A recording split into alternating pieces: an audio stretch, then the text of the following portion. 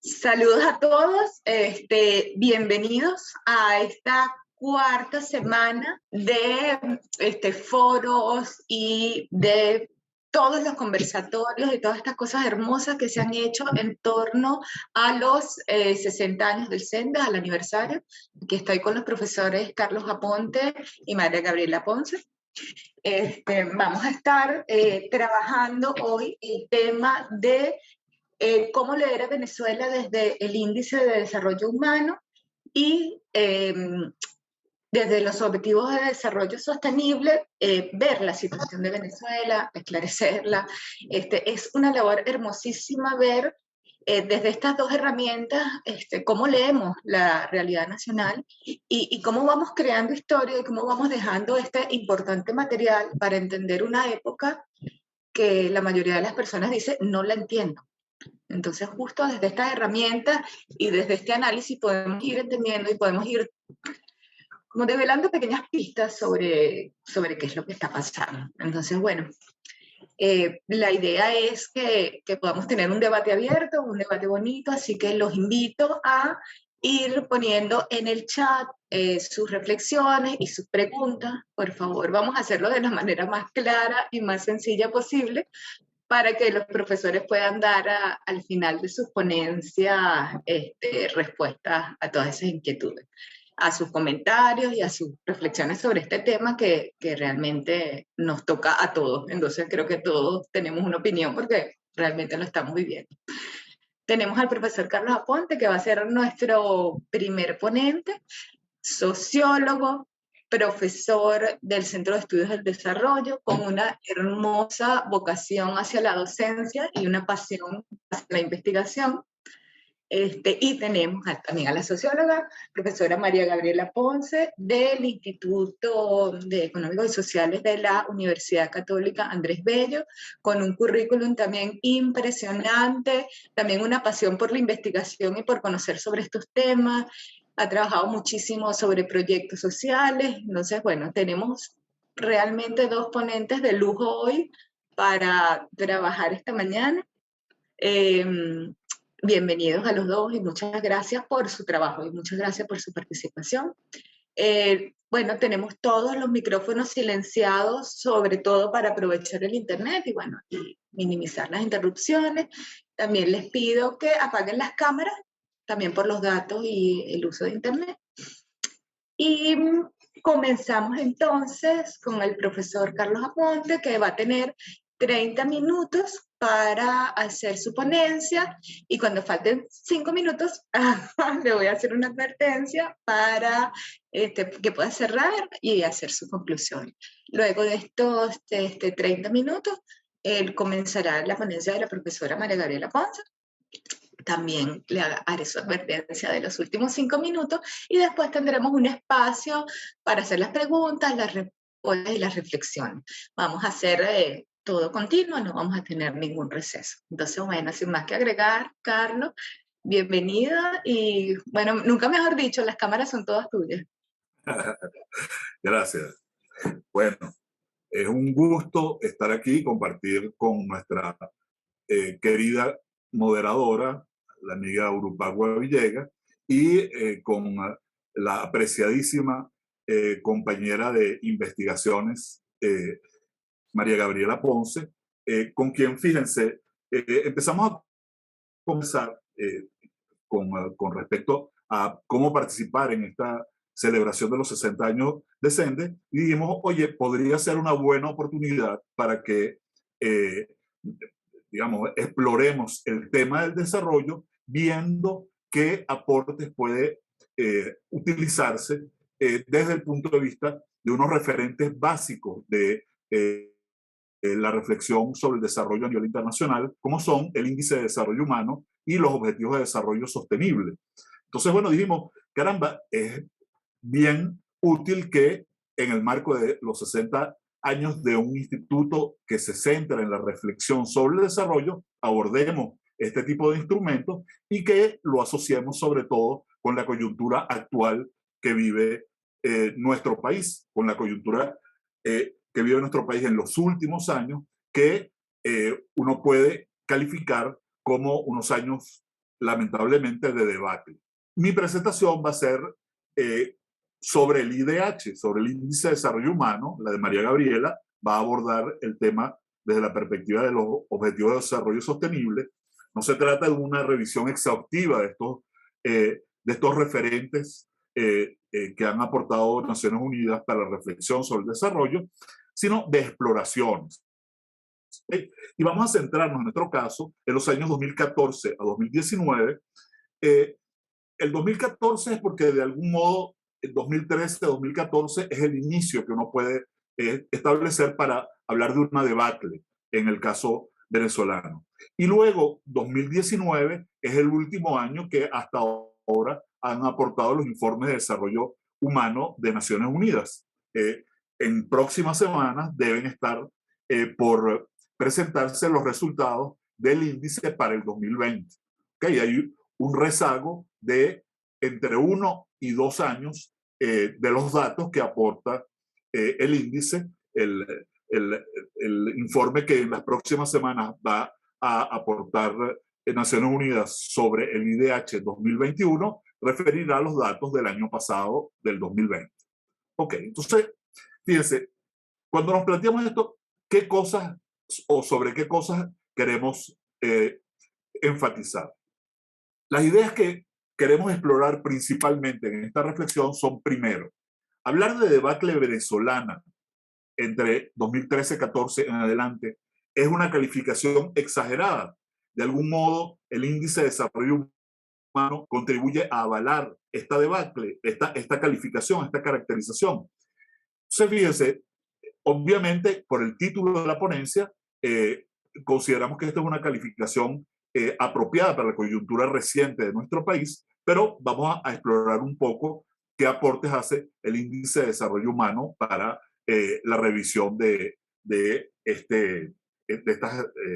esta característica fundamental. Y luego hay 3 dimensiones que nos parece importante revisar, que es el debate, que refieren al debate sobre las razones de esta debacle.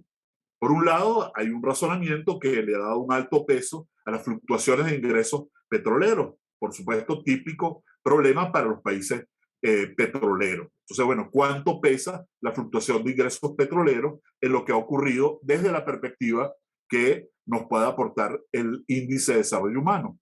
Las sanciones económicas genéricas de Estados Unidos, las sanciones que instrumentó el señor Trump a partir de agosto de 2017 y que tuvieron efectos en el país fundamentalmente a partir del 2018. ¿Qué peso pueden tener, qué aportes o qué influencias han tenido en el surgimiento de esta debacle venezolana?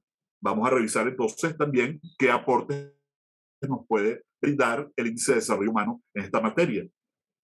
Otra razón, a nuestro juicio fundamental, es qué peso tiene el modelo económico y fiscal improvisador y caracterizado por un estatismo arcaico que contrasta con lo que ha ocurrido en gran parte de América Latina, aún en el caso de gobiernos de izquierda en el continente, Lula, los gobiernos de centroizquierda de Chile, cuando estaba en el poder el Frente Amplio en Uruguay, no se han caracterizado por este estatismo. En Bolivia, Evo Morales tampoco se ha caracterizado por el tipo de modelo particularmente atrasado que nos ha tocado a los venezolanos.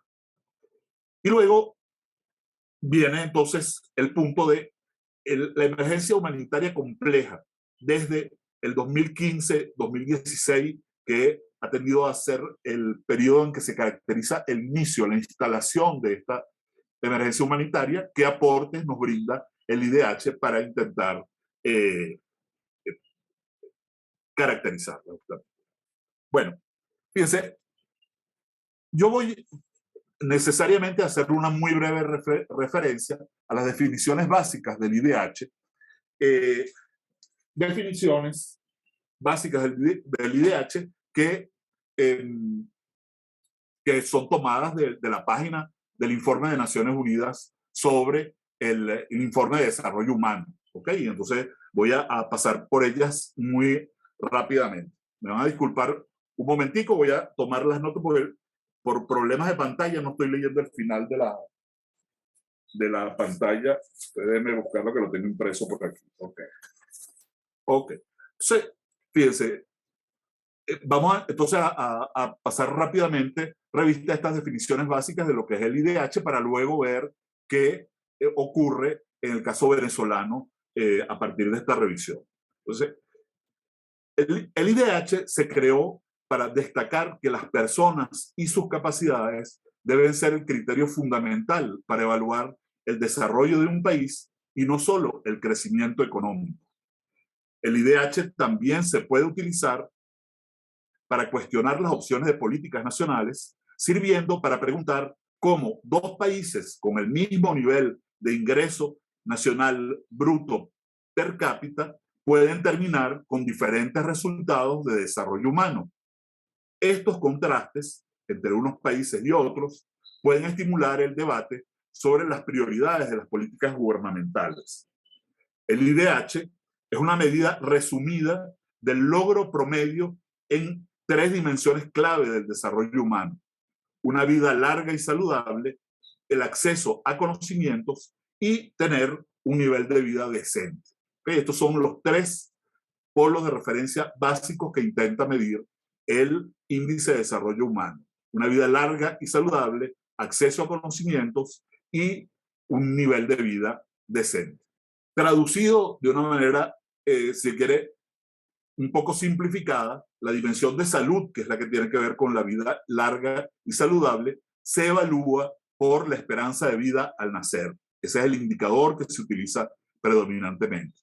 La dimensión de educación se mide por la media entre los años de escolaridad para los adultos de 25 años y más y por los años de escolaridad esperados para los niños que están en edad de ingresar a la escuela.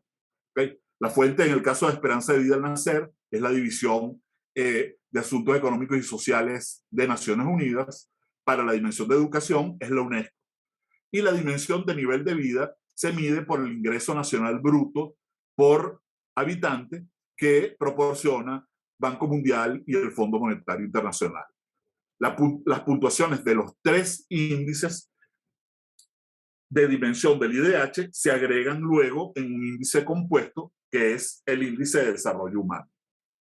Fíjense, el índice adquiere un valor máximo potencial de 1, que correspondería idealmente a una nación que alcance los topes estimados para todos y cada uno de los indicadores priorizados. Es decir, que alcanzara una puntuación perfecta en lo que se puede esperar, por ejemplo, en esperanza de vida, que está alrededor de los 85 años, o que superara el ingreso nacional bruto por habitante, que está en $75,000 por habitante o más. ¿Okay? Ese es, en todo caso, el tope. Un país que combinara fijados para cada uno de estos indicadores obtendría una puntuación de 1, siendo que es improbable que algún país alcance ese nivel de perfección comparativa.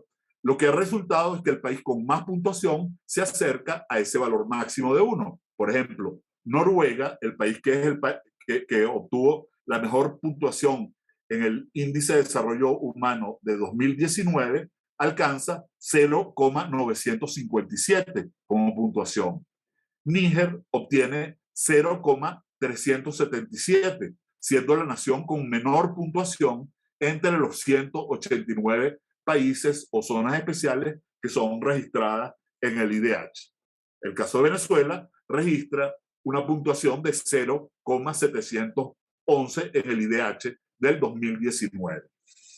Luego, los países son clasificados en 4 grupos, de paso en 4 grupos que son una de las varias materias en las que hay muchas discusiones sobre la conveniencia de esta clasificación. Pero en todo caso, lo que se utiliza en este momento por parte del Índice de Desarrollo Humano es calificar a los países que tienen de 0,800 o más puntos como países, son calificados como países de muy alto desarrollo humano. Los países que tienen de 0,700 a 0,799 puntos son calificados como de alto desarrollo humano. Los países que tienen de 0,550 a 0,699 son calificados como de desarrollo humano medio, y los países que tienen 0,549 puntos o menos son calificados como de bajo desarrollo humano. Ya para cerrar un poco esta idea fundamental sobre estas definiciones básicas, cabe destacar que el PNUD dice que el índice de desarrollo humano simplifica y captura solo una parte de lo que implica el desarrollo humano. No refleja las desigualdades, la pobreza, la seguridad humana, el empoderamiento, etc. Por ello, se proponen otros índices. En años recientes se ha regularizado la producción del índice de desarrollo humano ajustado por desigualdad, de los índices de paridad de género y de desarrollo de género, y se ha empezado la exploración del índice de pobreza multidimensional y se ha ido regularizando. Y de hecho, en el último informe del 2020, se hace una aproximación interesante y muy polémica. Estos índices complementarios son aún más polémicos que el índice de desarrollo humano general, pero en todo caso son componentes, aportes para la reflexión, y se ha hecho un índice de desarrollo humano ajustado por presiones planetarias, buscando justamente la reflexión sobre lo que han designado como el antropoceno, como esta era en donde la dimensión ambiental ocupa un lugar fundamental, ¿no? En todo caso, el IDH entonces simplifica y captura una parte, y es una representación, pero intenta ser una representación más con estas complementaciones del índice de desarrollo humano. Se busca una representación más amplia de las cuestiones claves del desarrollo humano: la desigualdad, disparidad de género y la pobreza. Una imagen más completa del nivel de desarrollo humano requiere en todo caso el análisis de otros indicadores. Aquí no hay una clave maestra para descubrir alguna verdad absoluta, ¿ok? Es decir, esto no es un instrumento mágico, es un aporte importante para el desarrollo de los análisis. El índice de desarrollo humano se difundió desde 1990 y es una de las más influyentes mediciones mundiales acerca del desarrollo socioeconómico. Ha sido y es objeto de múltiples debates acerca de su configuración y sus limitaciones. Amartya Sen, un fundador del índice de desarrollo humano, subraya que el desarrollo humano no puede ser contenido en un número, y el índice de desarrollo humano solo ha pretendido ser un apoyo y estímulo para un proceso de análisis que debe ser mucho más complejo y completo. Pero, sin embargo, también destaca Amartya Sen que el número que representa a los países en ese índice es útil para promover esos análisis y reflexiones comparativas sobre el desarrollo humano entre y en las naciones, así como en los cambios temporales que sufre la evolución del desarrollo humano en cada país. Entonces, digamos, claramente no es un aporte que pretenda cubrir el conjunto del desarrollo humano en su complejidad, pero sí es un índice que tiene valiosas contribuciones para el análisis de los procesos de desarrollo en el mundo. Fíjense, el principal apoyo que vamos a utilizar nosotros para nuestro análisis va a ser la tabla sobre tendencias del desarrollo humano del informe de desarrollo humano del 2020. ¿Okay? Como pueden ver en esta tabla, por un lado aquí se establece una clasificación de los países de acuerdo al índice que obtienen, al índice de desarrollo humano que obtienen. Venezuela en el informe del 2020 obtuvo el lugar 113 entre 189 países del mundo. Fíjense que aquí podemos ver que en la presentación de estas tendencias del desarrollo humano se van cubriendo los países en un número de años variado: 1990, el año 2000, luego el 2010, y se presentan luego la secuencia de 2014 al 2019, omitiendo el año 2016 por razones imagino yo, de simplificación en la representación que se ofrece. Ok, entonces tenemos por un lado una clasificación y además dentro de esa clasificación, fíjese, esto es una de las cosas que decimos que puede ser muy polémica, se califica a muchos países latinoamericanos como de desarrollo humano alto y hasta algunos como parte del desarrollo humano muy alto. Y esos son, digamos, calificaciones que son fuente de una polémica y de una digamos, un abordaje que es debatible. Pues no, es una calificación que es una de las varias dimensiones de debate. Venezuela sigue estando entre los países calificados como de desarrollo humano alto, pero está muy cerca de la frontera ya en el 1999 del desarrollo humano medio, en el que vemos países latinoamericanos como El Salvador, Guatemala y Nicaragua. Ahora fíjense, en esta primera presentación, además de, digamos, tener la idea y ver también los cambios promedio anuales del ranking que ocurre de lo que resulta del promedio medio anual de crecimiento del índice de desarrollo humano, estas cifras que luego revisaremos con más calma. Una cosa que me parece que debemos destacar en una primera aproximación es los cambios que han ocurrido en el lugar de clasificación de nuestro país en el IDH. Fíjense que Venezuela baja entre 2014 y 2019, los años que hemos calificado junto con el 2013 de manera preliminar, 2013-2014 al 19 como los años de la debacle, Venezuela baja 44 lugares en la puntuación de su IDH, ¿no? en la clasificación de su IDH, del lugar 69 al lugar 113. Fíjense, esto es un buen argumento, si se quiere, desde la perspectiva de los aportes del IDH, para hablar de la debacle, porque cuando vemos comparativamente este dato, encontramos que Venezuela desciende 44 lugares en la clasificación y es el mayor descenso en el mundo, entre todos los países del mundo, entre los 189 países que son apreciados, valorados en este índice.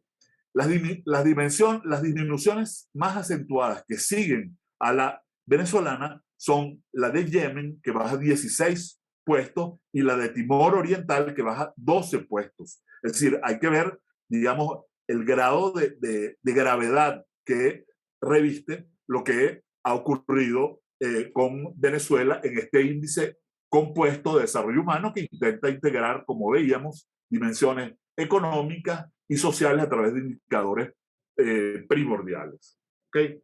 Entonces, esto es un buen argumento para ratificar la pertinencia de la calificación de debacle a la coyuntura que estamos analizando en este caso.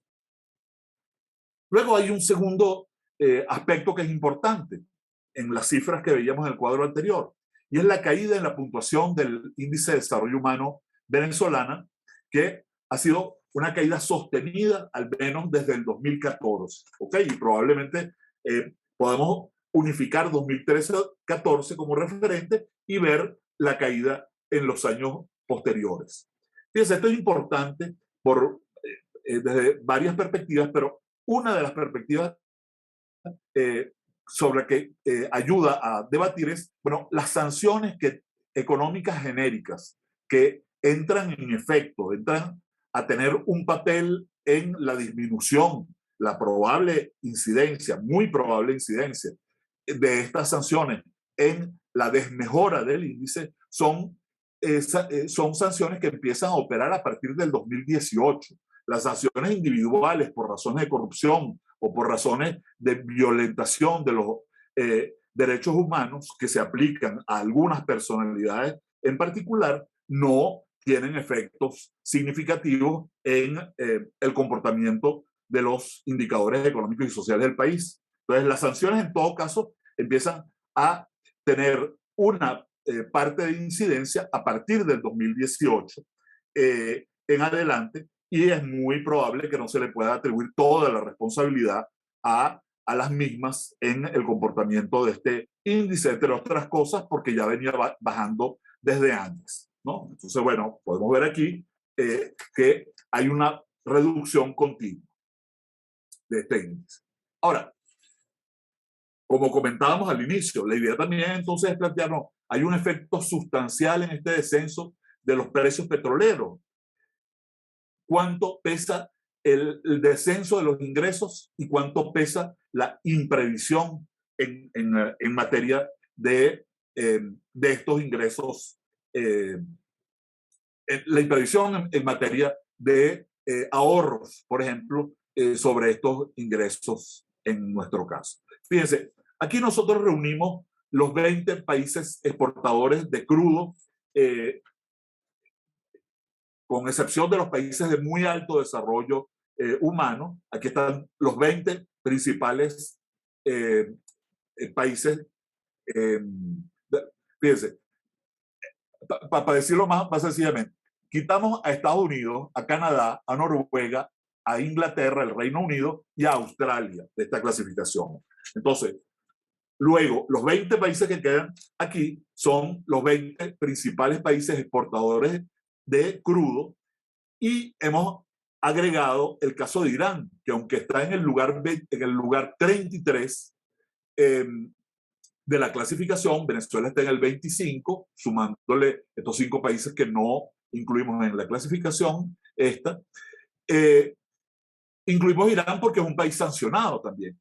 Entonces, fíjense, ¿qué es lo que podemos ver? Venezuela, entre 2014 y 2019, ha bajado 44 lugares en este ranking, pero vemos los otros países, hay unos que han subido, hay otros que han bajado, son todos países para los que la exportación de crudo es significativa, pero ninguno vive el contraste que nos ha tocado padecer a los venezolanos. Y fíjense, cuando vemos los porcentajes de decrecimiento anual que han tenido, o el comportamiento anual que ha tenido el IDH, vemos que entre 2010 y 2019, el país de estos países petroleros, el que más ha decrecido en esta década es Libia, que desciende en 1,08 en anual, decrece interanualmente en 1,08% en el valor de su índice de desarrollo humano. Venezuela es el segundo país que además tiene un comportamiento negativo. Todos los otros países más altos o más bajos son países que tienen algún grado de crecimiento en la década pasada en materia del IDH. Y fíjense que si lo vemos aún más abiertamente, entre 1990 y 2019, entre todos los países petroleros, nuevamente, Libia es quien tiene un peor comportamiento en el índice de desarrollo humano. Hay que recordar que Libia ha vivido una guerra civil con intervención internacional muy grave, y el segundo, en mayor decrecimiento, es el caso de Venezuela. Por lo tanto, pareciera que algo hicieron los países petroleros distintos a Venezuela que les ha permitido sobrellevar las fluctuaciones de los precios petroleros que han ocurrido en los últimos años, y en cambio, en el caso de Venezuela ha habido este bajón inmenso de su proceso de crecimiento en materia de desarrollo humano. Profe, le quedan 5 minutos. Ok. Luego, fíjense, para verlo también muy rápidamente en el caso de lo que planteamos, hay algo de la crisis del modelo estatista-rentista que contribuye a explicar la debacle. Uno puede pensarlo comparativamente en América Latina, y de manera muy sencilla podemos decir, como planteamos al inicio, solo Venezuela ha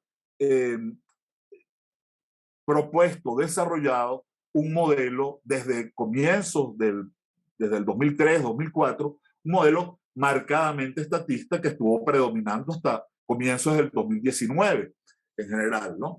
Y que más bien tendió a acentuarse en los últimos años, un modelo bastante arcaico que está simbolizado por la pretensión de los controles de precio y de los controles de cambio en el caso de un país que es uno de los que ha mantenido de manera continua uno de los niveles de inflación y en los últimos años de hiperinflación, en todo caso de los niveles de inflación más altos del mundo desde que ha impuesto, no solo desde que ha impuesto, pero ha permanecido mientras habían los controles de precio con todos los problemas de escasez que eso ocasionó y la devaluación de los controles de cambio que han estado vigentes desde, o que estuvieron vigentes durante muchos años hasta el 2019, desde 2004.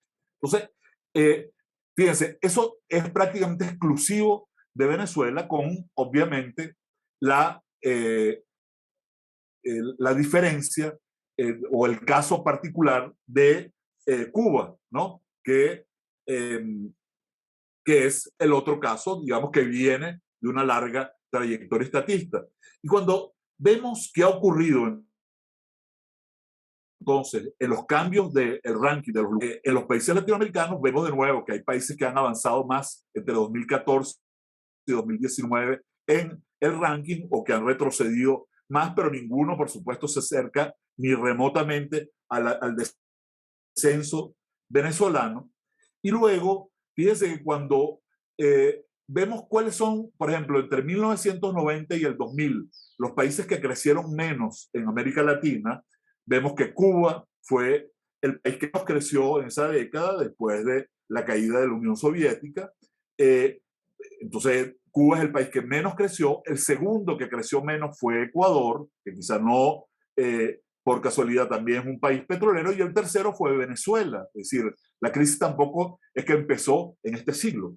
Pero luego tenemos que entre el 2000 y el 2010, los países que más crecieron, no es tampoco casual, hayan sido, bueno, Guatemala, por razones que no cabe analizar aquí, pero luego está como segundo que creció más Venezuela, y el que más creció entre el 2000 y el 2010 fue Cuba. Pero luego, cuando vemos qué pasó entre la década pasada, vemos que el país que más decreció fue Venezuela, con menos 0,69 anual en el decrecimiento anual del IDH, 0,03, el menor crecimiento que le sigue es de Cuba, y luego, por razones que no vamos a El Salvador.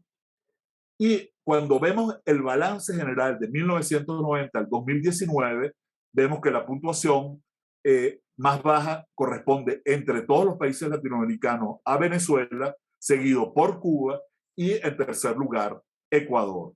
Entonces, fíjense, pareciera que efectivamente hay un papel muy significativo de la crisis del modelo estatista rentista en el comportamiento que ha tenido el IDH, ¿no? En el proceso de deterioro que ha tenido el IDH. ¿Okay? Aquí después podríamos comentar, de ser el caso, el que efectivamente no es solo un proceso, como hemos ya adelantado, no es solo un proceso como se ha planteado a veces que usando la medición del Producto Interno Bruto o del Ingreso Nacional Bruto por habitante, que ha caído, como sabemos, 3/4 partes de su valor en el 2013 a lo que existe hoy en día, que da un 25% del valor de la riqueza con respecto a lo que se producía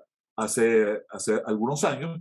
Pero además no es solo esto, sino que, por ejemplo, fíjense, hay otros elementos que participan del descenso venezolano, que, por ejemplo, es el estancamiento que ha sufrido y el retroceso que ha sufrido en años recientes la esperanza de vida, que la esperanza de vida venezolana es la segunda más baja en América Latina después de la de Bolivia. ¿Okay? La esperanza de vida estimada de todos los demás países y por supuesto, y la de Haití también, que es la más baja de todas. De resto, todos los demás países latinoamericanos tienen una esperanza de vida más elevada. Esto forma parte, digamos, del hecho de que la reflexión no es solo económica, y hay que reivindicar eso en esta dimensión. Y finalmente, viendo la emergencia humanitaria compleja, o la reflexión que podemos hacer acerca de la emergencia humanitaria compleja, también hay apoyos, aportes que puede hacer el Índice de Desarrollo Humano desde el punto de vista analítico. Fíjense, los 4 países que en la década pasada tuvieron mayor descenso de su índice de desarrollo humano fueron Siria, Libia, Yemen, y el cuarto que tuvo mayor descenso fue Venezuela en el promedio de crecimiento de su índice de desarrollo humano. Todos estos países son considerados países que han vivido y están viviendo crisis humanitaria, pero la característica que distingue el caso venezolano es que mientras que los 3 primeros países son países que sufren o que han sufrido cruentas guerras civiles con intervención internacional, en el caso de Venezuela se habla de emergencia humanitaria compleja porque los problemas del desarrollo humano, los problemas de emergencia humanitaria compleja que sufrimos, se explican por la incapacidad de nuestra institucionalidad política para resolver los problemas económicos y sociales severos a los que nos hemos tenido que enfrentar recientemente. Bueno, entonces para cerrar... Te doy 1 minuto para cerrar. Entonces voy simplemente a limitarme a plantear que el Índice de Desarrollo Humano evidencia aportes útiles para analizar la grave situación actual del país, gravedad que no debe ser menospreciada con base en la sobrevaloración de algunas mejoras parciales y puntuales que, siendo positivas, no representan cambios sostenibles para superar la debacle, el empobrecimiento masivo y la emergencia humanitaria. Las perspectivas para el Índice de Desarrollo Humano 2020, que debe estar por presentarse en pocas semanas, seguramente pueda estimarse aporten o traigan un nuevo descenso para Venezuela que muy posiblemente pase a formar parte del grupo de países de desarrollo humano medio, abandonando su calificación como país de alto desarrollo humano. Desarrollo humano medio, que es un grupo al que seguramente ingresarán no solo Venezuela, sino otras naciones por efecto de la pandemia. Para el 2021, es decir, para el año que estamos cerrando, más adelante, pareciera perfilarse una situación de relativo estancamiento en el índice de desarrollo humano venezolano, tal vez con una leve mejora en el valor de su índice, pero situado en una clasificación parecida a la que al 2020. Este balance, en todo caso, ratifica la urgencia de que los actores políticos venezolanos propicien un acuerdo nacional con apoyo internacional que priorice la acción humanitaria y que combine la reinstitucionalización democrática y el cese de las sanciones económicas genéricas. Este sería el marco básico para que se pueda desarrollar cuanto antes un proyecto de recuperación nacional persistente. Bueno, muchas gracias y disculpe por haberme pasado el tiempo.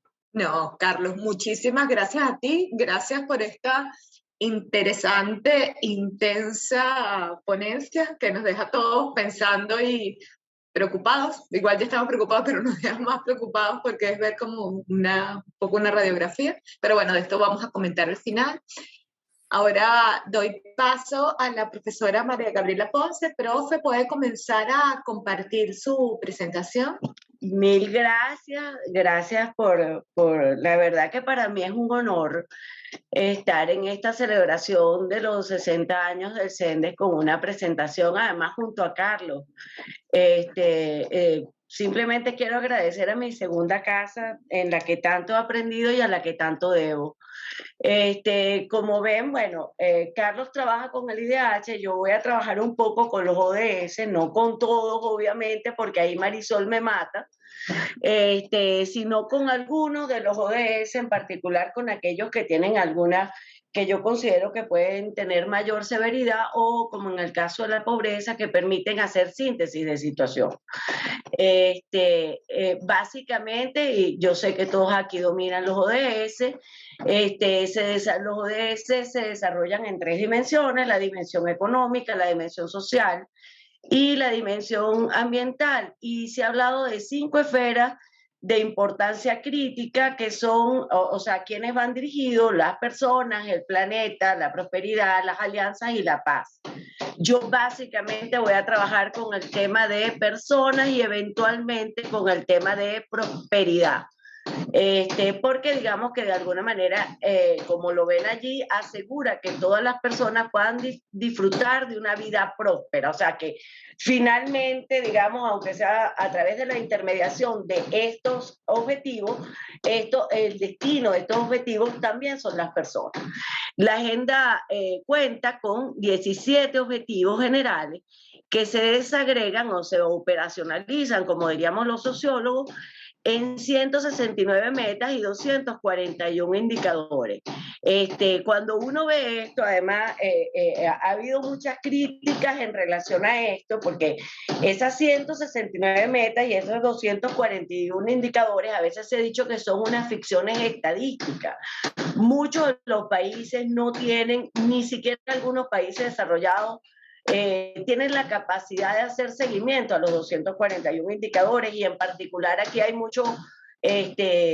hay mucha tela que cortar con los indicadores, sobre todo ambientales, pero se están haciendo grandes esfuerzos para que esto se logre. En todo caso, ciertamente hay algo de difuso, de aspiracional, en relación a los ODS, que muchos tienen que ver con la manera como se formularon. Allí participó, fue una consulta mucho más amplia, y eso de alguna manera abrió ciertamente los objetivos en relación a los objetivos que estaban antes, que eran los objetivos del desarrollo del milenio, pero también lo hizo mucho más difuso y mucho más aspiracional.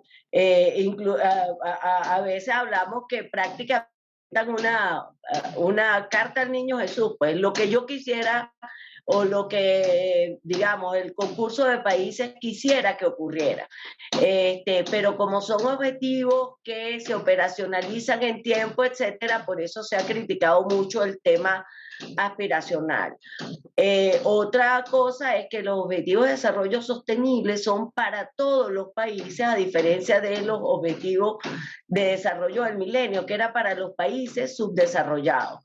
Entonces, eso también tiene que ver con la apertura. Y finalmente, a pesar de todas las críticas que he venido diciendo, ciertamente la inclusión de todas esas esferas, de alguna manera comienzan a recoger todo aquello que significa una visión mucho más compleja y multidimensional del bienestar de lo que teníamos hasta hace poco, inicialmente con el tema del crecimiento económico como medida de desarrollo, después incluso, como bien comenta Carlos, el propio IDH, que aunque en su formulación es mucho más extenso, al final el propio indicador solamente cuenta con 3 dimensiones.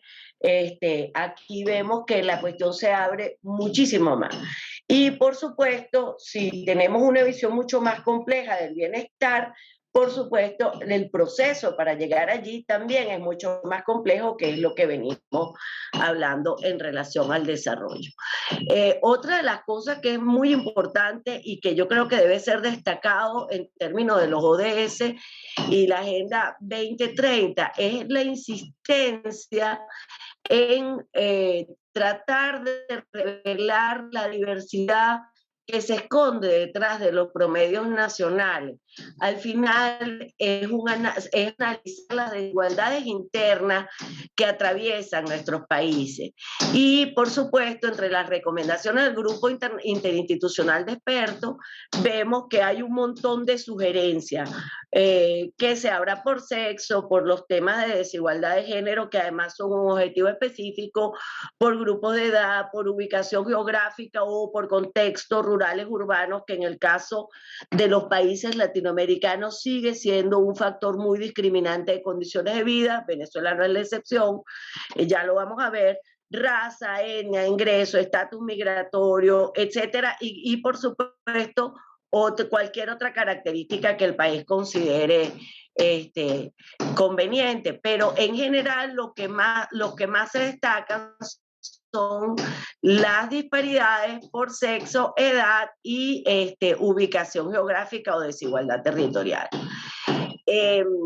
En realidad, cuando los ODS trabajan, dicen que para poder alcanzar estos objetivos es necesario que participen no solamente los estados o los poderes públicos, sino el concurso de otros actores relevantes, la sociedad, el sector privado, la sociedad civil organizada, organismos regionales e internacionales, por supuesto, las instituciones del mundo académico y la ciudadanía en general.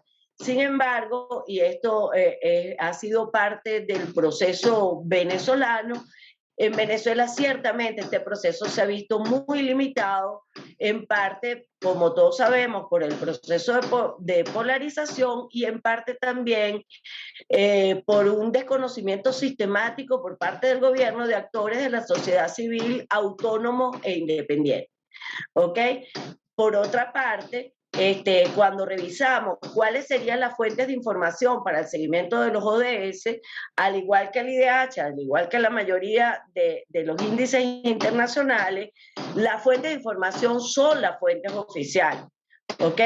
Pero en Venezuela, como todos sabemos, la opacidad de estas fuentes, así como la oportunidad de la información para el seguimiento, no permiten llevar adelante procesos de monitoreo de los objetivos y metas del desarrollo sostenible. Es más, no han permitido entender la crisis por la cual el país está atravesando. Entonces, en ese sentido, hay muchas iniciativas. Una muy importante es la que está representada en Sinergia, que es una coalición de organizaciones de la sociedad civil, ¿ok?, que ha presentado ya 2 informes de seguimiento de los ODS, uno en 2018 y uno en 2019, y también la existencia de algunas fuentes alternas, como es el caso de la ENCOVI, la Encuesta Nacional de Condiciones de Vida, que es básicamente la fuente privilegiada que yo voy a utilizar para el seguimiento de los objetivos que seleccioné en esta presentación. Porque obviamente desde la información oficial, primero hay mucho rezago y después hay muchísima opacidad. O sea, hay indicadores claves que no han sido presentados y que no han sido actualizados. Entonces, bueno, definitivamente vamos a utilizar la ENCOVI haciendo algunas comparaciones con algunos datos oficiales que eventualmente han salido por allí. En particular, me voy a referir a la publicación Venezuela en Cifras, que salió en enero y que ya veremos alguna cosa. Después de que uno revisa eso, lo que provoca es irse a tomar una cerveza, pues, porque Venezuela está muy bien. Entonces, bueno, por supuesto, el primero objetivo es el tema del fin de la pobreza. Como vemos, en general, la primera meta remite a la erradicación de la pobreza extrema, especialmente por el método de línea de pobreza, es decir, aquellas personas que se encuentran por debajo del umbral de pobreza extrema internacional o nacional, dependiendo de cuál es el umbral que usted utilice, ¿no? Cuando ustedes ven la gráfica que estoy mostrando allí, cuya fuente es ENCOVI, ustedes ven cómo progresivamente la pobreza ha venido arropando en todo este proceso a los hogares y a la población venezolana, pero además ese crecimiento obedece fundamentalmente al aumento de la condición de pobreza más severa, que es la línea roja, ¿ok? Es decir, lo que ha crecido más dentro de la pobreza es la categoría de pobreza extrema, que eso es precisamente, por definición, aquellos hogares en donde comienza a comprometerse la propia reproducción biológica porque los ingresos no dan a esos hogares para cubrir las necesidades de alimentación, que son las que se representan en las famosas canastas. Pero ojo, esas son canastas en donde se está trabajando con requerimientos nutricionales mínimos, ¿ok? Para garantizar precisamente la reproducción biológica de los miembros del hogar. Entonces, cuando vemos, pues allí en la lámina lo ven, para la diferencia en la incidencia entre 2014 y 2021, vemos que la pobreza prácticamente se duplica, todo lo contrario a lo que la meta está exigiendo, mientras que la pobreza extrema prácticamente se triplica en relación al año 2014. Y otra vez, esta es como la meta que más se destaca y es de hecho la primera dentro de este fin de erradicación de la pobreza en el mundo. Por supuesto, como ustedes bien saben, hay muchísimos métodos de medición de la pobreza. Yo voy a utilizar dos, pero este método en particular es el método que es más sensible al desempeño económico del país. Y como bien decía Carlos, el PIB se ha contraído prácticamente en 76 puntos porcentuales desde el 2014, lo cual tiene, por supuesto, contraviene la meta 8 del ODS 8, que tiene que ver con el crecimiento económico sostenible, empleo, etcétera, en donde se solicitaba a los países un crecimiento de 7% anual aproximadamente, y nosotros hemos venido exactamente por el camino contrario. Hemos venido decreciendo de una manera tal que hoy en día la economía venezolana es un cuarto de lo que fue en el 2013-2014. Por supuesto, esto también, este crecimiento exponencial, esta generalización casi que sistemática de la pobreza, que ha venido siendo realmente muy destacada en todos los estudios en relación a ello, también obedece al tema de la inflación. Como el país ha venido experimentando siempre, desde antes, desde el propio gobierno de Chávez, uno de los problemas siempre fue la inflación, pero a partir del 2014 la inflación se desboca y termina convirtiéndose en hiperinflación, que al final esto simplemente lo que termina es impactando el poder adquisitivo de los ingresos de los hogares, que son la base que son la otra gran variable para hacer el cálculo de la pobreza por línea. Y ahí les muestro las tasas de inflación del país. Fíjense cómo, porque la hiperinflación entró a finales del 2017, cómo se recoge la cifra en 2018. Y aunque ha venido, digamos, bajando la tasa, todavía sigue siendo una tasa hiperinflacionaria si consideramos que el umbral para para incluir un país en proceso de hiperinflación es cuando la inflación anual es mayor a 1000. Hay otros métodos, como como los métodos de pobreza multidimensional, que tratan de combinar no solamente elementos como el ingreso, que entra dentro de esta propuesta, sino elementos mucho más estructurales, como por ejemplo la condición de habitabilidad, el nivel educativo de las personas, la disposición de sistemas de aseguramiento en salud o sistemas de seguridad social, que ya vamos a ver también con alguna especificidad en el caso venezolano, ¿ok?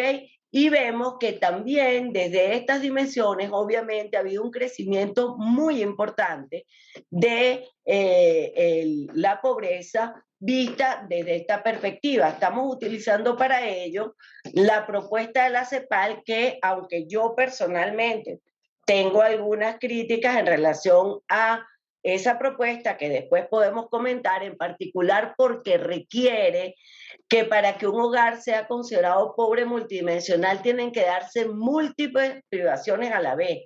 Más o menos tienen que darse 4 privaciones o 2 privaciones más el ingreso. Y eso de alguna manera atenta contra un marco que se supone que forma parte de los marcos orientadores de este método, que es el marco de derechos humanos, en donde una violación de un derecho constituye la violación de todos los derechos de las personas. Pero eso es algo que podemos discutir después.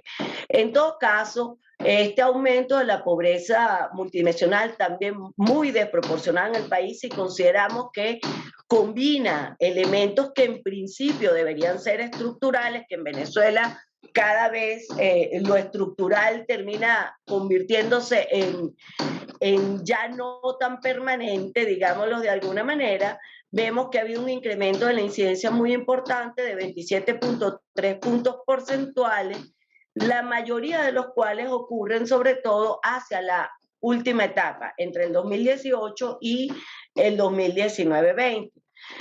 Entonces, con esto también lo que queremos decir es que en términos sintéticos, un poco también profundizando en lo que dice Carlos, o desde indicadores sintéticos que pretenden reflejar la condición de vida, como es el caso de la pobreza, el problema en Venezuela no es solamente un problema de ingresos, no es solamente un problema económico, sino que es un problema económico y social.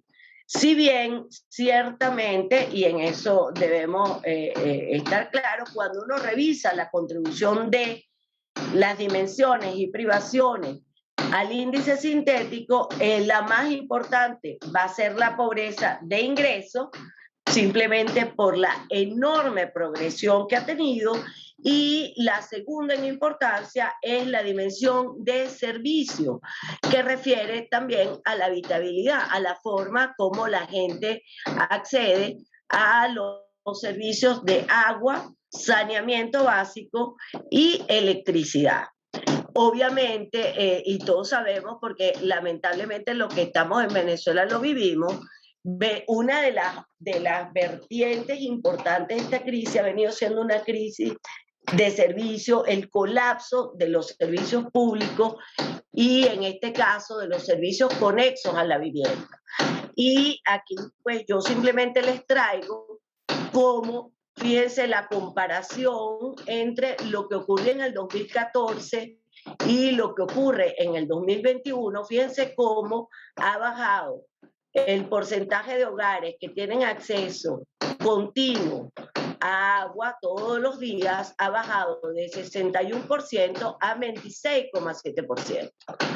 Y en el COVID, el acueducto ha bajado. No es que se dinamitaron acueductos ni nada por el estilo. Lo que pasa es que en el COVID la pregunta que se hace, ¿ok?, es por dónde usted se está aprovisionando de agua. Y como ha dejado de funcionar para muchos hogares el aprovisionamiento vía acueducto o deja de ser frecuente, entonces declaran menos el acueducto. Y esa es la razón por la cual el COVID tiene diferencia con el censo, aunque en el 2014 estaba muy cerquita y ha venido descendiendo con el pasar de los años, hasta llegar a 74.9. De acuerdo a la fuente oficial, el reporte es que 95% de los hogares actualmente tienen acceso a agua por acueducto, cosa que no es sustentable ni desde el registro que trae el propio censo del 2011, ni desde las obras de infraestructura que se han hecho para, por ejemplo, poder decir que se está llegando al 95% de los hogares con servicio de acueducto.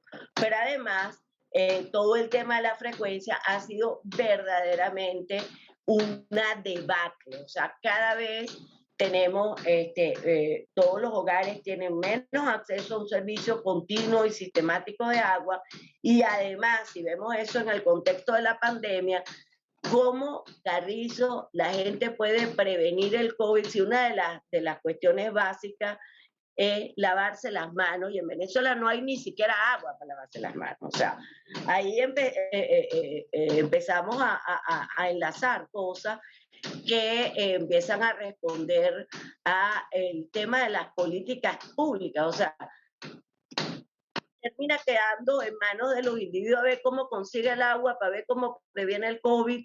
No hay políticas públicas eficientes, eficaces y sobre todo persistentes. Algo similar, todos lo sabemos, ha pasado con el tema del servicio eléctrico. Aquí estamos hablando en sentido contrario, la frecuencia de interrupciones ha crecido y por el contrario ha disminuido el número de hogares en los que nunca se interrumpe el servicio. Cuando vemos dentro de este mismo objetivo, una de las metas es, por supuesto, implementación de medidas y sistemas de protección social, efectivamente, y vemos que en Venezuela, en el caso, voy a utilizar el caso de las pensiones y jubilaciones, porque efectivamente ha crecido muchísimo la cobertura de la población que está en edad legal de jubilación o pensión y efectivamente está accediendo al beneficio. Pasamos del 56% en el 2014 a un 83% en el 2019-20, hay un pequeño bajón en el 2021, bueno, un pequeño descenso, no es un bajón, que puede tener que ver con el propio error mental, pero digamos que nos encontramos por encima del 80%, y eso ciertamente es un crecimiento muy importante. Por supuesto, otra vez, en COVID tiene diferencia con la cifra que reporta la estadística oficial, que dice que desde el 2018 hay un 100% de cobertura de la población en edad de jubilación. Perfecto, uno diría, bueno, efectivamente se está dando una mayor cobertura, pero cuando vemos cuál es la contraprestación que están recibiendo los pensionados y jubilados, entonces vemos que la contraprestación monetaria recibida por los beneficiarios del sistema público se ha venido desplomando en términos reales, porque esa contraprestación está atada al salario mínimo. Y en el cuadro que ven allí, que se supone además que el salario mínimo debía poder ser lo suficiente, y eso es un precepto constitucional, para poder resolver las necesidades mínimas del trabajador y su familia.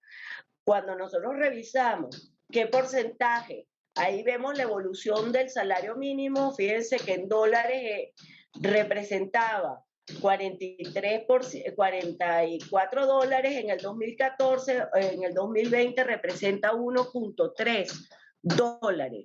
Y todos sabemos que con la pensión y jubilación de casualidad se compra unos plátanos y ya no le alcanza para los huevos. Entonces, aunque ha aumentado la cobertura, la efectividad del sistema de protección es prácticamente nula si lo juzgamos a partir de la contraprestación monetaria que están recibiendo los pensionados y jubilados.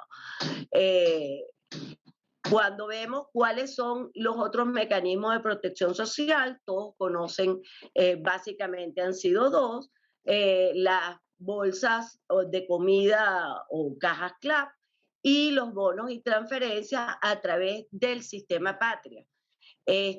Cuando vemos los CLAP, vemos que ciertamente hay una muy alta cobertura, solo 20% más o menos de los hogares no lo reciben. Sin embargo, hay una muy alta variabilidad tanto del contenido de los productos de las bolsas como de la frecuencia. Cuando revisamos, en 2021 se reduce la frecuencia de las entregas, que obviamente es probable, es muy probable que haya estado ligado a los problemas de movilización que, ojo, no solamente tienen que ver con la pandemia, sino que se junta con la pandemia, se junta todo el tema de la escasez de combustible. Entonces, eso ha generado también problemas de movilización de bienes y servicios en el país. Los bonos del gobierno, ahí les pongo un resumen. En general, casi todos los que tienen carnet de la patria han recibido al menos un bono temporal. 71% de los hogares han recibido algún bono.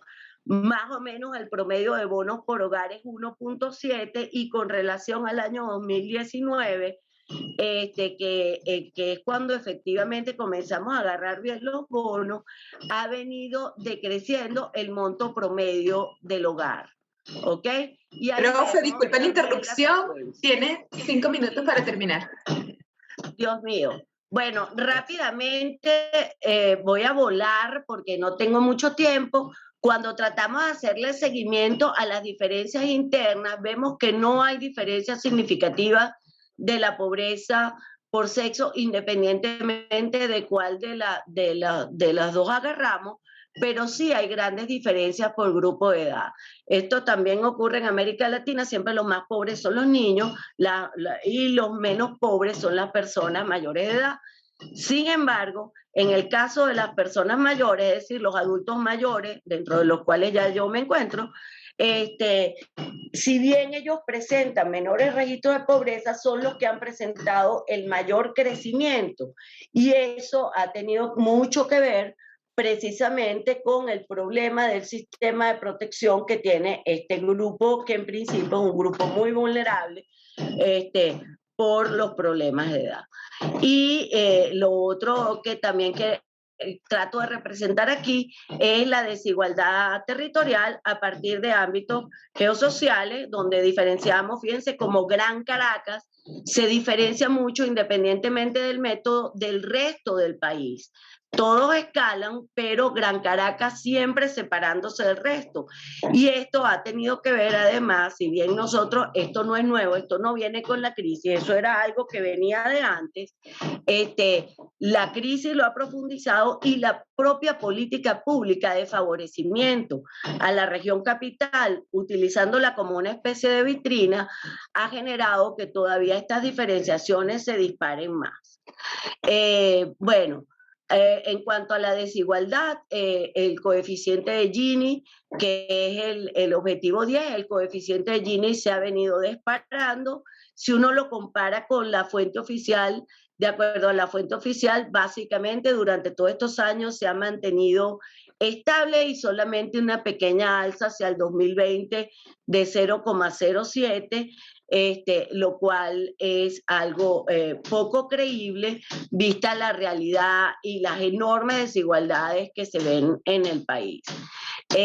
Finalmente, y para ver el de hambre cero, vemos que hay la mayoría de los hogares, el 93%, está experimentando algún grado de inseguridad alimentaria, pero además dentro de eso, 1 de cada 4 hogares está experimentando una situación de inseguridad alimentaria grave o severa, que de acuerdo a lo que los propios hogares reportan, que en general tiende a ser cuando hay una reducción muy importante de la cantidad de alimentos, se saltan comida y comienza a experimentarse el hambre. Esto no puedo dejar de mencionarlo, si bien esto no se llevó en el COVID 2021 por razones obvias, no pudo realizarse las mediciones antropométricas, me traigo las del año anterior y verán que en Venezuela apenas el 55% de los niños se encuentran en un diagnóstico normal, el 45% se encuentran con problemas de malnutrición cuando vemos el indicador peso-talla, ¿ok? Vemos que en desnutrición aguda y riesgo de desnutrición se encuentran el 15%, y el resto tienen que ver con riesgos de sobrepeso y obesidad, que por cierto, esto también es prevalente en los estratos más pobres, porque tienen que ver con la compensación de proteínas y nutrientes por carbohidratos. y tiene que ver con el problema alimentario. El otro problema, el otro indicador que traemos es el de la desnutrición crónica. Fíjense que más de la mitad de los niños están en desnutrición crónica o en riesgo. El 30% de los niños ya tienen una desnutrición crónica, y la desnutrición crónica no es más que otra cosa que la adaptación del cuerpo, de la talla del niño, comienza a ser menor porque el cuerpo se adapta a la menor cantidad de nutrientes y en general de aportes calóricos, nutrientes, vitaminas, etc. Y esta es la desnutrición mucho más difícil de combatir porque proviene de una desnutrición de larga data. Y si abajo ven cómo, ahí les traje una gráfica que me robé de Marino González, donde ustedes ven el cerebro de un niño con desnutrición y un niño sin desnutrición. El tema es que a estas edades donde se forma todo el tejido cerebral, nervioso, una cantidad de cosas, y el problema es que una situación de desnutrición a estas edades puede ser de impactos irreversibles a futuro para estas cohortes de población. ¿Ok? Bueno, antes de que Marisol me mate, voy con unas notas finales. Hablar en Venezuela de la Agenda 2030 ciertamente puede considerarse como toda una contradicción, dado el contexto de emergencia humanitaria compleja que viene atravesando el país, y es un proceso que viene desarrollándose desde hace más de un lustro como consecuencia de una profunda crisis del modelo de desarrollo que el gobierno ha denominado el socialismo del siglo XXI. En el área social, como vemos, las disparidades de las cifras oficiales y de fuentes alternas como la ENCOVI reflejan realidades muy distintas. De acuerdo a las fuentes alternas, el problema no es un problema ni siquiera de estancamiento, sino de un importante retroceso en términos de bienestar y desarrollo si lo leemos a la luz de los ODS. Las políticas gubernamentales, además, por su parte, han terminado por complicar aún más la crisis, con impactos diferenciados sobre la situación económica y social de los venezolanos, porque de alguna manera han venido profundizando las desigualdades. La selección de beneficiarios de sus programas no han sido focalizadas hacia aquellos que tienen mayor necesidad, sino que han tenido otros criterios, como por ejemplo tener el carnet de la patria, que tiene también tremendas implicaciones políticas, y básicamente esto ha generado que haya mucha diferencia en términos de las oportunidades de desarrollo para la población venezolana, como de sus posibilidades de enfrentar situaciones adversas, incluso desde donde esté usted. O sea, no es lo mismo estar en Caracas que estar, por ejemplo, en la Venezuela profunda, esa Venezuela que trato de mostrar en el ámbito rural y disperso cuando mostré las desigualdades territoriales. Y mucho de eso tiene que ver con las deficiencias en las políticas públicas y en las políticas sociales, que en principio deben hacer algún tipo de equilibrio y balance en esas desigualdades. Además, en medio de la crisis, las estrategias masivas de atención implementadas por el gobierno, tal como mostré, las cajas CLAP y la entrega de bonos, si bien presentan amplias coberturas, como traté de mostrar muy rápidamente, en poco han contribuido a la contención de los efectos de la condición de vida de los venezolanos, a juzgar rápidamente por las cifras de pobreza que les mostré y las situaciones de padecimiento y hambre que está sufriendo porciones muy importantes de la población venezolana. Entre otras razones, porque los contenidos no están ajustados, por ejemplo, al tamaño de los hogares, etcétera, son muy variables, y en el caso de los bonos, las contraprestaciones monetarias también son muy variables y además son altamente discrecionales. Nadie sabe por cuánto le va a venir el bono, etcétera. Sobre todo, los bonos no regulares se caracterizan precisamente por ello. Por supuesto, como ya dije, algo similar ocurre con la importante ampliación de la cobertura del sistema de pensiones y jubilaciones, pero con un detrimento total de las remuneraciones en términos reales que están recibiendo las personas amparadas por el beneficio. Finalmente, vuelvo a alinearme con Carlos, revertir esta debacle y enrumbar al país en una senda de bienestar y desarrollo pasa necesariamente por un cambio de modelo y sobre todo, tal como reza la Agenda 2030, la necesaria participación no del gobierno, poderes públicos, sector privado, sociedad civil organizada, organismos regionales e internacionales, el mundo académico y la propia ciudadanía. Ninguno de estos actores puede revertir esta debacle solo.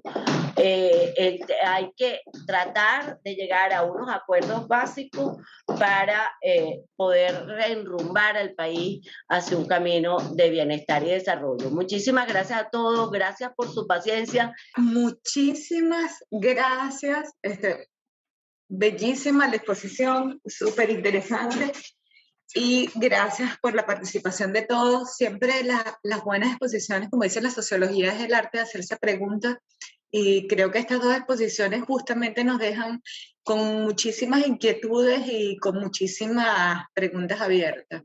Ante esta situación que estamos viviendo, esta debacle, esta situación humanitaria compleja, siempre tendemos a quedarnos paralizados ante esta complejidad y no saber por dónde comenzar a desentrañar esta maraña que está enfrente. Y tanto el profesor Carlos Aponte como la profesora María Gabriela nos dan unas guías de cómo comenzar a entender esta complejidad, de cómo comenzar a hacerse las preguntas y a buscar respuestas. Y esto tiene un valor más allá de la sociología, tiene un valor personal, porque esto tiene un gran componente de sufrimiento humano, porque bueno, lo estamos viendo y lo estamos viviendo todos los días. Entonces, desde la sociología de la emoción y la emoción en la sociología está tanto la visión de ellos como investigadores y la visión de ellos como profesores y como personas que lo están viviendo, ¿no? Porque una cosa es analizar desde lejos y otra cosa es analizar literalmente el bosque desde adentro, ¿no? Y estamos metidos como profesores y como venezolanos, metidos dentro de nuestras universidades viendo toda esta complejidad. Entonces a mí siempre este papel me parece un poco ingrato de cortar de esta manera, porque la verdad es que estos temas dan para mucho más. Entonces, quería utilizar estos últimos minutos para, pedirle a los dos unas breves reflexiones, comenzando con el profesor Carlos, que nos diga en 2 o 3 minutos cuáles son esas preguntas que se hace a futuro, o sea, qué son esas curiosidades, de dónde sigue esa investigación, dónde está poniendo el ojo, y nos reflexionamos sobre eso, y que sería la misma dirección de las preguntas a la profesora María Gabriela. ¿Dónde está la nueva dirección de estas investigaciones y dónde quisiera apoyo y dónde bueno. Tengo aquí la mano levantada del profesor Jesús López. No sé si le podemos dar la palabra, poner el micrófono. Sí, profe, ya le envío la solicitud. Dale, perfecto. Jesús, cuando veas el... Listo, profe, ya se le envié. Jesús, ¿acepta para que intervengas? ¿Me escuchan? Sí, perfecto. Adelante. Gracias. Bueno, primero felicitaciones a María Gabriela y a Carlos. Disculpen que no lo hago por el chat porque la reflexión es un poco, tiene muchas aristas. La primera es la siguiente. Fíjense, en algunos países, y en especial en el nuestro, y se centra toda la mirada en las necesidades, que es el concepto que definió Naciones Unidas sobre sostenibilidad. Amartya Sen en su oportunidad lo señaló diciendo que no se consideraba el término libertad. Esto hace en términos prácticos, desde mi perspectiva, que se confunda el el término sostenibilidad, en algunos casos, con creer que es mantener las estructuras de un sistema, cuando en realidad sostenibilidad se refiere más a una condición de cambio en el tiempo. Por eso la idea de desarrollo sostenible. Entonces, ese es un primer elemento que quiero señalar, que esa mirada nada más centrada en las necesidades y olvidarse de la libertad y de las capacidades de la persona genera también sus dificultades. El otro tiene que ver con el concepto a nivel operativo. Fíjense lo siguiente.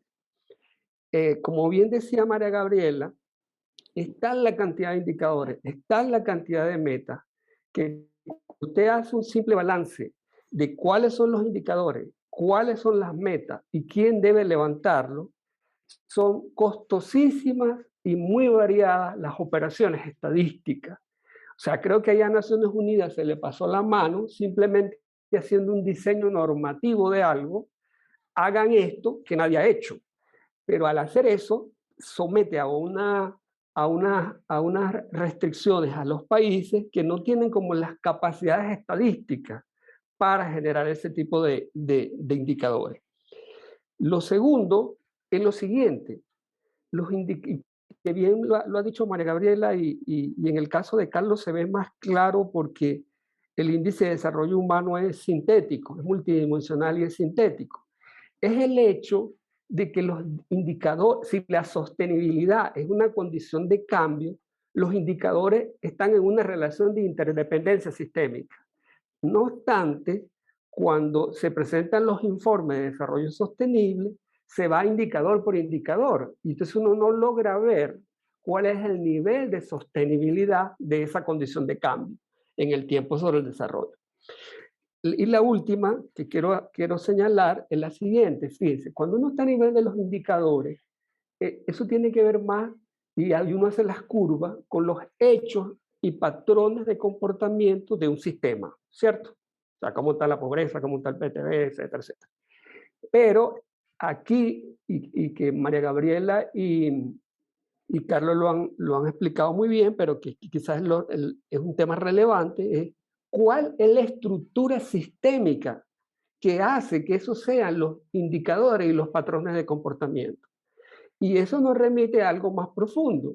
¿Cuáles son los modelos mentales de los que participan en ese sistema que sistemáticamente reproducen esos hechos, esos patrones y esos indicadores? Lo digo por lo siguiente, porque entonces aquí se genera una paradoja. Usted quiere algo, pero lo que le sale es corrupción, delincuencia, violencia de género, explotación del arco minero, etcétera, etcétera. Entonces usted ve que en la interacción social se están dando ciertas dinámicas que hacen que lo que uno cree que es lo deseado no es tan así para los jugadores que están en el sistema, o para los actores que están en el sistema. Es decir, dicho de otra manera, y aquí sintetizo, lo que es pérdida para el sistema es ganancia para los jugadores. Gracias. Gracias, profesor López. Y bueno, ahora damos la palabra a los profesores Carlos Aponte y a la profesora María Gabriela Ponce. No sé quién quiere comentar. Carlos, tienes el micrófono prendido, así que puedes iniciar. Chévere. Bueno, muy rápidamente, amigos, muchas gracias por la asistencia, gracias por el comentario de Jesús. Digamos, Urupagua plantea que queda por delante, quedan muchísimas cosas, es difícil sintetizarlas. Creo que vale la pena hacer reflexiones alrededor de estos instrumentos que ofrece Naciones Unidas para reflexionar y debatir sobre el desarrollo humano, sobre el desarrollo sostenible. Efectivamente, como planteaba Gaby, es muy importante el hecho de que, pese a que Venezuela ha venido a contravía de lo que son los objetivos y metas de los ODS, sin embargo, estos objetivos, más que las metas, porque realmente es muy improbable que podamos cumplirlas significativamente, pero que en todo caso los objetivos sean un factor de problema y de reflexión del país como conjunto. Es decir, el hecho de que no vayamos a cumplir las metas no quita que los objetivos y la reflexión sobre los temas que levantan los objetivos de desarrollo sostenible deban ser un motivo de reflexión fundamental para nosotros. Y fíjense que sobre lo que planteaba Jesús, yo creo que realmente todos estos instrumentos siempre plantean una problematización sobre qué es lo que falta. Es decir, el índice de desarrollo humano, como decía Jesús, es un índice sintético. ¿Y por qué se escogen determinado tipo de indicadores para componer ese índice? Bueno, como es un índice comparativo y además cualquier tontería intenta cubrir a 189 países en indicadores que puedan ser compartidos, eso efectivamente limita las posibilidades de producción estadística para alimentar esos indicadores y para poder relacionarlos con las dimensiones generales que se plantean. Una vida larga y saludable en el caso del IDH, acceder a conocimientos y la verdad es que debería ser ejercer conocimientos y lo que tiene que ver con el ingreso o el producto, básicamente el ingreso nacional bruto por habitante. Fíjense que se asocia con el nivel de vida aceptable.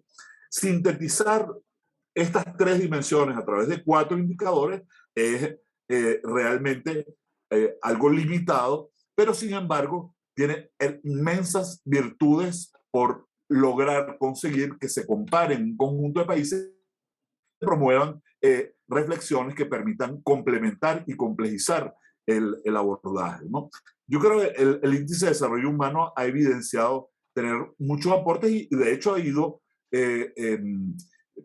sufriendo cambios en el tiempo y logrando, digamos, avanzar en definiciones que puedan ser más adecuadas. Siempre queda la sensación de que falta algo, de que podrían ser más adecuadas las aproximaciones. Fíjense que en estos días, viendo aquí a mi hermano del alma, Moisés Carballo, ayer hicieron una presentación de un estupendo trabajo en materia de revisión de los indicadores de educación básica en el país y que es un proyecto que la Universidad Católica aspira a mantener para los próximos años y que, entre otras cosas, apunta, entre muchos indicadores valiosos que busca, sobre los que busca reflexionar, apunta a medir los conocimientos, los aprendizajes que tienen los estudiantes de educación básica, es decir, las competencias,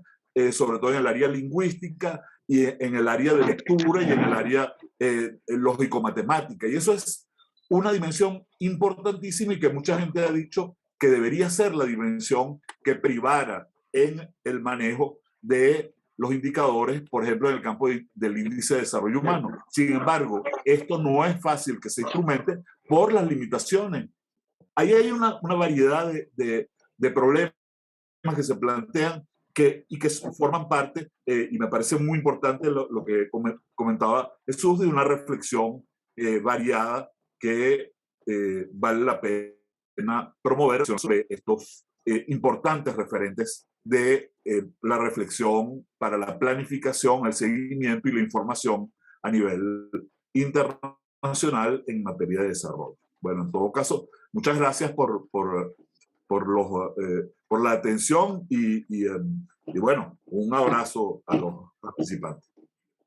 Carlos, aquí tenemos otras preguntas bueno, en este caso es una pregunta para los dos, tanto para ti como para la profesora María Gabriela Ponce, que dice, ¿son las sanciones un factor preponderante para determinar el decrecimiento en el índice de derechos humanos y el cumplimiento de los objetivos de desarrollo en Venezuela?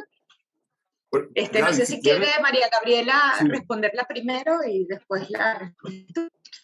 Bueno, yo voy a entrar simplemente, bueno, primero que nada, dándole las gracias por la paciencia. Ahí yo quiero entrar con la reflexión de Jesús. Ciertamente nosotros dividimos la realidad como en segmentos, educación, salud, no sé qué, para entenderla, pero la realidad es una sola. Y todas esas dimensiones se entrecruzan. ¿Ok? Por ejemplo, cuando no se tiene salud, no se puede ser productivo, los niños no van a la escuela y cae el rendimiento, cae la probabilidad de aprendizaje, todo eso se entrecruza. Por eso yo creo que los indicadores sintéticos dan una mejor idea de esa realidad entrecruzada. Sin embargo, nunca logran ser lo suficientemente amplios como para agarrar la realidad en toda su complejidad. ¿Ok? En relación a lo que apunta sobre CEN, si algo ha ocurrido en el país es la pérdida de la libertad sustantiva de los venezolanos como consecuencia de la pérdida de libertad en términos de las 5 libertades instrumentales que se menciona: la pérdida de libertades económicas, la pérdida de libertades políticas, la falta de oportunidades sociales que ha tenido que ver con políticas erráticas y poco sostenibles en el tiempo, la falta de transparencia que se revela en los índices de corrupción que el país tiene. El país se encuentra en uno de los primeros lugares de corrupción en el mundo, etcétera. Digamos que efectivamente uno de los grandes problemas que hemos venido enfrentando desde la perspectiva incluso del propio CEN es que los venezolanos hemos venido perdiendo cada vez más libertades para poder hacer ejercicios de libertad, que es lo que en definitiva contempla la capacidad como concepto. Y eso responde a políticas públicas que tratan de, por un lado, ejercer una absoluta autonomía. El Estado prima por encima de los individuos. Y las políticas públicas implementadas, no de ahora, porque el germen de toda esta debacle viene desde su antecedente, el señor Chávez, e incluso desde mucho antes, porque Chávez gana precisamente por no poder leer la enorme privación que el país tenía en esos momentos, que por supuesto no es comparable a la de ahorita, pero existían grandes problemas en el país que las élites políticas venían dándole la espalda. Entonces, yo creo que eso es lo que ha pasado. Yo sí creo que en relación a si algo nosotros no hemos tenido en el país son políticas públicas sostenibles, en particular en el área social. Desde el propio Chávez se viene imponiendo políticas sociales que van muy atadas a intereses, por ejemplo, a cuando se hacían elecciones y Chávez estaba en juego, allí se dispara el gasto público, se hacían una cantidad, las misiones, no sé qué. Propio Chávez reconoce que gana las elecciones, que gana el referendo revocatorio básicamente por la implementación de las misiones. Y entonces el sentido efectivamente social de la política se pierde por un sentido político electoral que hace que no tenga sostenibilidad nada, y al final lo que hemos venido perdiendo es nuestra libertad y nuestra posibilidad de lograr capacidades, tanto a nivel individual, que es como lo plantea CEN, como a nivel del propio país. Ahora, que si las sanciones, miren, este problema viene de muchísimo antes, tal como apuntaba Carlos. Este problema es antecedente a las sanciones. Yo no dudo que las sanciones hayan tenido alguna contribución, pero el problema no son las sanciones. El problema es cómo nosotros hemos venido transitando y cómo ha sido bien poco efectiva las políticas públicas para lograr contener esta enorme debacle, tal como muy rápidamente traté de mostrar. Y, por supuesto, reenrumbar al país hacia un camino de bienestar y desarrollo, digamos, más o menos difusamente, mucho más complejo que simplemente tener crecimiento económico, pero que los ODS se contempla. Al final, el problema del desarrollo son las personas. Son las personas. Y eso, digamos que en mi concepto, es una de las vertientes que más ha sido abandonada. Yo creo que, para cerrar, que si bien las sanciones algún efecto han tenido, ellas no son ni de por lejos, no son la causa de nuestra debacle. Las causas están adentro, muchas tienen que ver con la esfera política antes que con el propio desarrollo del resto de las dimensiones. Muchísimas gracias.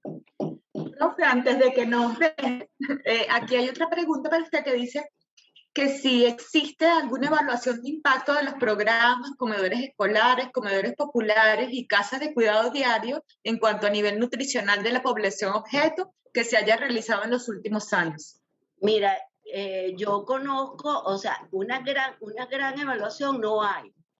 En donde se hayan evaluado todo. Una de las cosas que también ha pasado y que tiene mucho que ver con los sistemas de información, de seguimiento, etcétera, es que no se ha dado seguimiento a este tipo de cosas. Por la falta de información oficial, porque muchas veces son iniciativas que salen de la nada, puntuales, sin diagnósticos, etcétera. Es decir, van a contrasentido de, digamos, todo lo que la ciencia ha venido acumulando en términos de lo que es diseño y evaluación de proyectos, en este caso sociales, que el sentido es, bueno, poder ver cuál es realmente el cambio en la condición de vida que se genera a propósito de una intervención social.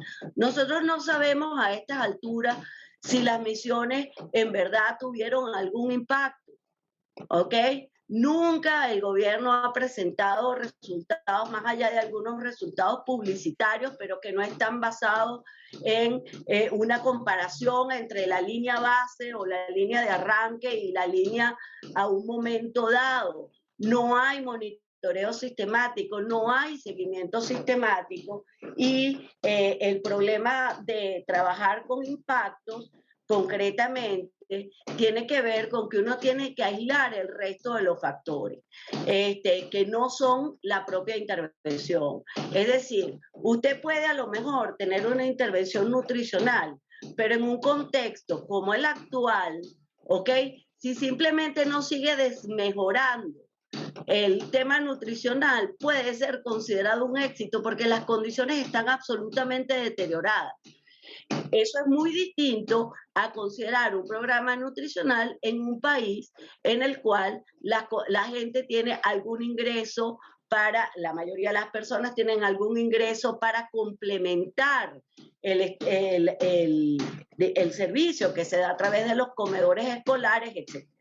¿Entienden? Entonces hay todo un tema allí que no solamente hemos perdido el norte en términos de políticas públicas, sobre todo hemos perdido el norte en términos de evaluación. ¿Ok? Entonces lo que conseguimos, yo conozco algunas evaluaciones, pero son evaluaciones puntuales, hechas por las propias ONG que vienen llevando adelante eso, pero ahora los grandes programas, y al final el que más posibilidades tiene de ejercer acciones de ese tipo, que es el Estado, no presenta ningún resultado en esos términos. Entonces es muy difícil poder decir si esos son programas exitosos o no. Y hay que tener cuidado, o sea, la política social no es una política en términos filantrópicos. Si uno entiende la política social como un mecanismo para darle oportunidades a la gente en términos de CEN, generar estructuras de oportunidades para que la gente pueda vivir la vida que valora vivir y quiere vivir.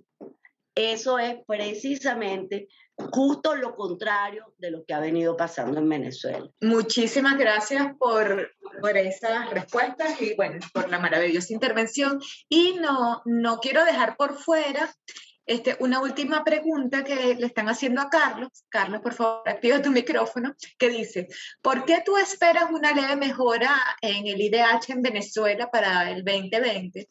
Si el componente económico es el que mayor peso tiene en la evolución del IDH en Venezuela. Bueno, agradezco a Daniel Barraez, esta consulta, porque además me permite aclarar un asunto que puede ser una confusión en medio de las carreras que involucra el cierre de la presentación. Fíjense, yo quería no dejar de hablar un poco de las perspectivas del IDH en el 2020 y en el 2021. Bueno, primero porque siempre es interesante saber qué podría ocurrir más actualizadamente. Pero bueno, como el IDH está hasta el 2019, pero pronto debe venir el 2020, no quería dejar de abordar qué pareciera que puede ocurrir. Y ahí quiero decir que el 2020 iba a tener una leve mejoría, cosa que es lo contrario a lo que está escrito, por suerte, en la presentación. En 2020 va a haber una desmejora del IDH en Venezuela, primero que nada por como argumenta Daniel, porque hay una desmejora muy importante del desempeño económico y por lo tanto es muy difícil esperar y no hay motivos para pensar que hayan mejoras sustanciales en materia social que no tienden a acciones dramáticas de manera repentina. Por lo tanto, la caída del ingreso nacional bruto por habitante sí que en algún momento decía que pareciera que Venezuela de calificación de esto va a pasar probablemente países de indicador de las agrupaciones mismas, más allá de la caída que va a tener el valor del índice de desarrollo humano. Sí planteaba que es posible que en el 2021, en el IDH, eso ya es un atrevimiento mayor, porque hablar de lo que pueda generarse al final en el año en curso, pueda haber una propensión a un cierto estancamiento y quizá una leve mejoría de la puntuación del IDH, más que de la clasificación del país. Es muy pronosticarlo en marcos como el de la pandemia, etcétera, pero podría haber una leve mejoría justamente porque, fíjense, hay unos datos que apuntan que hay un proceso de crecimiento económico en el tercer trimestre de este año, el primero de una decena de trimestres económicos de continuo deterioro del Producto Interno Bruto. Es posible, entonces hay distintos pronósticos, desde los que dicen que va a haber un leve decrecimiento en este año hasta los que dicen que puede haber un crecimiento de un 3, 4, 5% en el 21, que sería uno de los referentes que permitiría que el IDH 2021 tenga alguna leve mejoría. Los datos sociales no deben tener mayor modificación.